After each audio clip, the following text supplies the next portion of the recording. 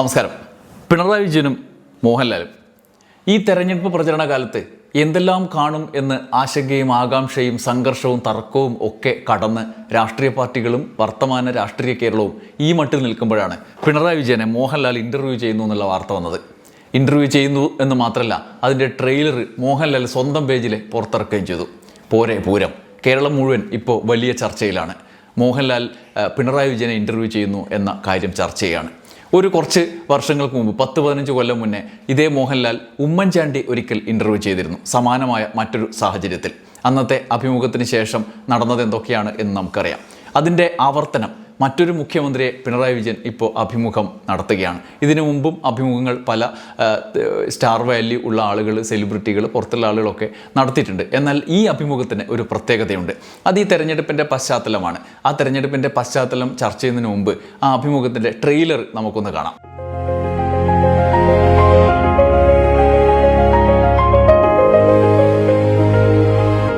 എൻ്റെ ഒരു സുഹൃത്ത് രഹസ്യമായിട്ട് പറഞ്ഞു, മുഖ്യമന്ത്രിക്ക് വളരെ ഇഷ്ടപ്പെട്ട സിനിമ രജനീകാന്തിന്റെയാണ്. അതും ആക്ഷൻ സിനിമ. ആക്ഷൻ പടങ്ങൾ പൊതുവെ ഞാൻ ആക്ഷൻ പടങ്ങൾ ഇഷ്ടപ്പെടുന്ന ഒരാളാണ്. ഏതെങ്കിലും ഒരു സിനിമ സീൻ അത് അങ്ങ് യഥാർത്ഥ ജീവിതത്തിൽ പ്രയോഗിക്കാൻ ശ്രമിച്ചിട്ടുണ്ടോ, സാധിച്ചിട്ടുണ്ടോ? അല്ല, അങ്ങനെ ഞാൻ ചോദിക്കാറില്ല. ജീവിതത്തിലെ എന്തിന്റെയെങ്കിലും പേരിൽ അങ്ങ് പശ്ചാത്തപിച്ചിട്ടുണ്ടോ?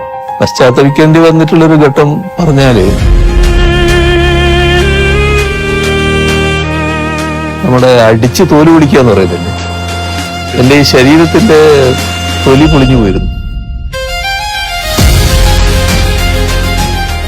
സാർ, ഞാൻ അഭിനയിച്ച ഏതെങ്കിലും സിനിമയിലെ ഒരു ഡയലോഗ് സാറിന് ഓർമ്മയുണ്ടോ? എന്നോട് പറയാൻ. അത് എന്തല്ല ദിനേശനും ദാസനും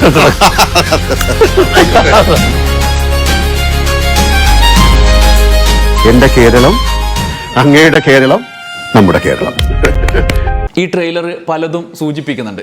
അതിൻ്റെ മുഴുവൻ അഭിമുഖം വരുമ്പോൾ നമുക്ക് അത് മനസ്സിലാകും. പക്ഷേ ഈ അഭിമുഖത്തിൻ്റെ മുഴുവൻ കാണാതെ തന്നെ കേരള രാഷ്ട്രീയത്തിൽ വലിയ ചില മാറ്റങ്ങൾ അല്ലെങ്കിൽ രാഷ്ട്രീയ പ്രചരണത്തിൻ്റെ സാധ്യതകൾ ഉപയോഗിച്ചുകൊണ്ടുള്ള ചില സർജിക്കൽ സ്ട്രൈക്കുകൾ നമുക്ക് ഇനിയും നിരവധി കാണാനുണ്ട് എന്ന് ഈ പരിപാടി നമ്മളെ ബോധ്യപ്പെടുത്തുന്നുണ്ട്.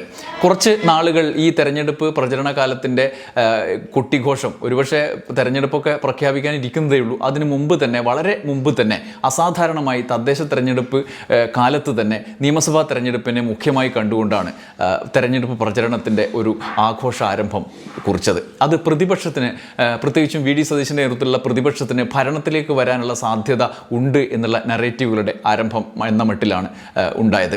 ലോക്സഭാ തെരഞ്ഞെടുപ്പ്, അതിനുശേഷം ഉപതെരഞ്ഞെടുപ്പിനും ഒപ്പം തദ്ദേശ തെരഞ്ഞെടുപ്പിലെ അവരുടെ വിജയത്തിൻ്റെയും ഒക്കെ തുടർച്ചയായിട്ട് സർക്കാർ UDFൻ്റേത് വരാൻ പോകുന്നു, ഇത് വെറും സ്റ്റാൻഡ് അലോൺ ഇങ്ങനെ നിൽക്കുന്ന സർക്കാരാണ്, ഈ സർക്കാർ അധികം നിലനിൽക്കില്ല, കാവൽ സർക്കാരാണ് എന്ന ആഖ്യാനം വരെ വന്ന ഒരു ഘട്ടമാണ്.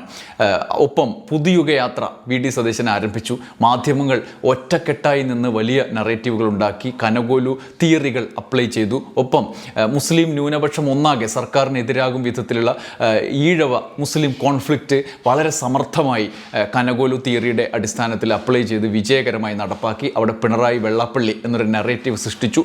അങ്ങനെ മുസ്ലിം ന്യൂനപക്ഷം മുഴുവൻ CPM-നും LDF-നും എതിരാണ് എന്ന് അടയാളപ്പെടുത്തപ്പെട്ടു. ഇപ്പോൾ തദ്ദേശ തെരഞ്ഞെടുപ്പിൽ, ഇനി വരാനിരിക്കുന്ന നിയമസഭാ തെരഞ്ഞെടുപ്പിലും അങ്ങനെയൊക്കെ ആകും എന്നുള്ള ആഖ്യാനങ്ങളും വന്നു. അവിടെയാണ് ഭരണത്തിൽ ഏറുന്നതിന് വേണ്ടി ഇനിയൊരു ഏറ്റവും ഒടുവിൽ മധ്യ തിരുവിതാംകൂറിൽ ഹൈന്ദവ വോട്ടും ക്രിസ്ത്യൻ വോട്ടും കൂടി കിട്ടിക്കഴിഞ്ഞാൽ ഭരണത്തിൽ വരാം എന്നുള്ള കണ്ടെത്തൽ കനകോല് നടത്തുകയും UDF ഒരു പ്രചരണത്തിലേക്ക് പോവുകയും ചെയ്തു. ശബരിമല കേസുമായി ബന്ധപ്പെട്ട ഒരു ഘട്ടം വരെ ഏകപക്ഷീയമായി സർക്കാരിനെതിരായ വലിയ അറ്റാക്കാണ് നടന്നുകൊണ്ടിരുന്നത്. ഇപ്പോൾ പുതിയുഗ യാത്രയുടെ തുടർച്ചയായിട്ട് നടന്നത്. എന്നാൽ സർക്കാർ ഒരാഴ്ച മുന്നേ അവരുടെ പരിപാടി ആരംഭിച്ചതേ ഉള്ളൂ എന്നുള്ള യാഥാർത്ഥ്യമാണ് നമ്മുടെ മുമ്പിൽ നിൽക്കുന്നത്. സർക്കാർ ആരംഭിച്ചപ്പോൾ തന്നെ സംഘർഷം, രാഷ്ട്രീയ തർക്കങ്ങൾ പല മട്ടിൽ മാറുകയാണ്. സർക്കാരിൻ്റെ വികസന പ്രവർത്തനങ്ങൾ ചർച്ച ചെയ്യണം എന്നുള്ള ആഗ്രഹം LDF ഉള്ളിൽ വെച്ച് സൂക്ഷിക്കുന്നുണ്ട്. അതിലേക്ക് കൊണ്ടുവരാൻ, പ്രതിപക്ഷത്തെയും അതിലേക്ക് കൊണ്ടുവരാൻ പണി 18 അവർ തദ്ദേശ തെരഞ്ഞെടുപ്പ് കാലത്ത് നോക്കിയിരുന്നു. പക്ഷെ നടന്നില്ല. അവിടെ ചർച്ചയായത് പിണറായി വിജയൻ വെള്ളാപ്പള്ളി എന്ന നറേറ്റീവ് മാത്രമാണ്. മുസ്ലിം ന്യൂനപക്ഷത്തെ എതിർ ആക്കുന്നതിലുള്ള നറേറ്റീവാണ് ചർച്ചയിലേക്ക് വന്നത്. എന്നാൽ ഒടുവിൽ അതിൽ നിന്നും മുക്തമാവുന്ന കാഴ്ചയാണ് നമ്മൾ കാണുന്നത്. സംസ്ഥാനത്തെ വികസന പ്രവർത്തനങ്ങൾ ചർച്ചയാവുന്നതാണ് കാണുന്നത്.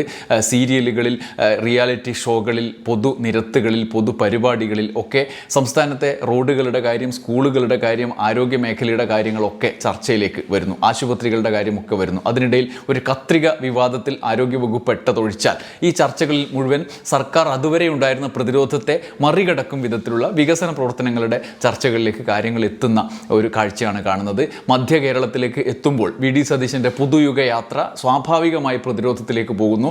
CPIM-ൻ്റെ ഒപ്പം സർക്കാർ ഈ വിധത്തിലുള്ള നറേറ്റീവുകളിലേക്ക് അവരുടെ പരസ്യങ്ങൾ കൊണ്ടുപോകുന്ന ഘട്ടത്തിൽ CPIM-ൻ്റെ PR വർക്ക് വലിയ തോതിൽ വിജയകരമായ നിലയിലേക്ക് പോകുന്നു. അവർ പ്രതിരോധം തീർത്ത് കടന്നാക്രമണത്തിലേക്ക് കടക്കുന്നു. വി.ഡി. സതീശൻ നിരന്തരമായി പറയുന്ന നുണകളുടെ ആഖ്യാനങ്ങൾ അവർ പഴയതും പുതിയതുമായി വെച്ചുകൊണ്ട് താരതമ്യത്തിന് വിധേയമാക്കുന്നു. സോഷ്യൽ മീഡിയ ആ മട്ടിൽ അവരുടെ കടന്നാക്രമണത്തിൻ്റെ നിലയിലേക്ക് പോകുന്നു. കഴിഞ്ഞ ആഴ്ചയോടുകൂടി ആ നിലയിലേക്ക് കാര്യങ്ങൾ പോയി. CPIM-ഉം LDF-ഉം സർക്കാരും ഒരു പടി മുന്നിലേക്ക് വച്ചപ്പോൾ തന്നെ UDF അതുവരെ ഉണ്ടായിരുന്ന മേൽക്കൈയിൽ നിന്നും പ്രതിരോധത്തിലേക്ക് പോകുന്നൊരു കാഴ്ചയിലേക്ക് എത്തി. അവിടെയാണ് ഏറ്റവും ഒടുവിൽ മോഹൻലാലിൻ്റെ അഭിമുഖവുമായി മുഖ്യമന്ത്രി വരുന്നത്. ഒരുപക്ഷെ മാർച്ച് 10-നുള്ളിൽ തന്നെ തെരഞ്ഞെടുപ്പ് പ്രഖ്യാപനം വരും. അതുവരെ ആണ് സർക്കാരിൻ്റെ ഔദ്യോഗികമായ പ്രചരണങ്ങളിലേക്ക് കടക്കാൻ കഴിയുക. അതിനിടയിൽ മാക്സിമം എന്ന മട്ടിലേക്കാണ് സർക്കാർ പോകുന്നത്. ഇപ്പോൾ ചെന്നിത്തല പറഞ്ഞ പോലെ സീരിയൽ കാണാൻ പറ്റുന്നില്ല, KSRTC ബസ്സിൽ കയറാൻ പറ്റുന്നില്ല, റോഡിലൂടെ യാത്ര ചെയ്യാൻ പറ്റുന്നില്ല.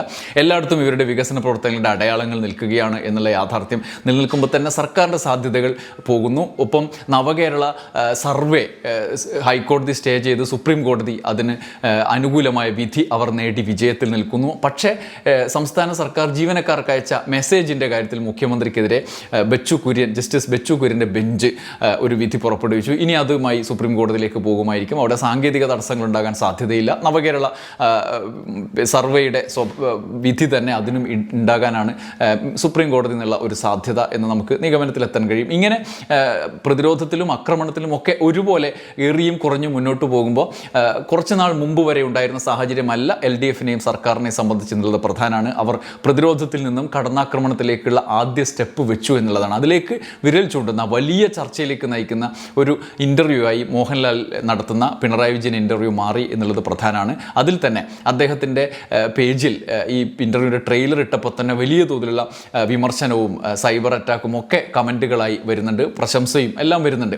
അതിൽ നമുക്ക് എടുത്തു പറയേണ്ട ചില വിമർശനങ്ങളുണ്ട്. ഒന്ന്, പ്രധാനമന്ത്രി നരേന്ദ്രമോദിയുമായി അക്ഷയകുമാർ നടത്തിയ അഭിമുഖമാണ്. അക്ഷയകുമാറിൻ്റെ മുമ്പിൽ നരേന്ദ്രമോദി ഇരുന്നതുപോലെ അല്ലെങ്കിൽ നരേന്ദ്രമോദിയുടെ മുമ്പിൽ അക്ഷയകുമാർ ഇരുന്നതുപോലെ എന്നുള്ള ഒരു താരതമ്യം, ആ താരതമ്യം ഒരുപക്ഷെ കേവലമായ താരതമ്യം എന്നുള്ള നിലയിൽ നമുക്ക് എടുക്കാവുന്നതിനപ്പുറത്തേക്ക് പ്രസക്തി ഇല്ലാത്തതാണ്. നരേന്ദ്രമോദി ഈ പ്രധാനമന്ത്രിയായിരുന്ന കാലത്തൊന്നും മാധ്യമങ്ങളെ കണ്ട് ഒരു നേരം പോലും സംസാരിച്ചിട്ടില്ല. പിണറായി വിജയൻ പക്ഷേ എല്ലാ കാലത്തും മാധ്യമങ്ങളെ വാർത്താ സമ്മേളനങ്ങൾ തന്നെ നടത്തുന്ന ഒരാളാണ്. അഭിമുഖങ്ങളും ഓരോ കാലത്തും നടത്തുന്നതാണ്. ഈ തെരഞ്ഞെടുപ്പ് കാലത്തും അഭിമുഖങ്ങൾ അദ്ദേഹത്തിൻ്റെതായി വരുമായിരിക്കും. അങ്ങനെ കടുത്ത ചോദ്യങ്ങൾ നേരിടുന്ന ആളായി മാറണം എന്നുള്ള ആഹ്വാനം വരുന്നുണ്ട്.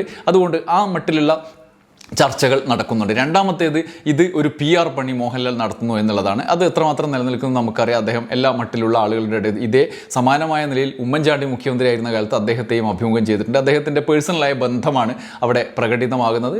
ഒരു നിർണായക സമയത്ത് ഒരുപക്ഷെ സഹായത്തിന് വേണ്ടി തന്നെ ഇറങ്ങുന്നതും ആകാം, അവരുടെ സൗഹൃദത്തിൻ്റെയൊക്കെ ഭാഗമായി ഇറങ്ങുന്നതും ആകാം എന്നുള്ളത് ഒരു കാര്യമായി നിൽക്കുന്നു. ഒപ്പം തന്നെ മുഖ്യമന്ത്രിയുടെ ഈ തരത്തിലുള്ള ഒരു തെരഞ്ഞെടുപ്പ് പ്രചരണത്തിലേക്ക് പോകും മുമ്പ് സർക്കാരിന് സഹായകരമാകുന്ന ഒരു അഭിമുഖം എന്നുള്ളതാണ് അതിൽ പ്രധാനപ്പെട്ട കാര്യം. ആ നിലയിൽ സർക്കാരിനെ കടന്നാക്രമിക്കാനുള്ള എല്ലാ സാധ്യതകളെയും അവർ ഉപയോഗിക്കുന്നു എന്നുള്ളതിൻ്റെ ഏറ്റവും ആദ്യത്തെ ഉദാഹരണമായിട്ട് മോഹൻലാലിൻ്റെ അഭിമുഖം മാറുകയാണ്. ഇനി അങ്ങോട്ട് പബ്ലിക് റിലേഷൻ യുദ്ധം നടക്കാൻ പോവുകയാണ് കേരളത്തിൽ.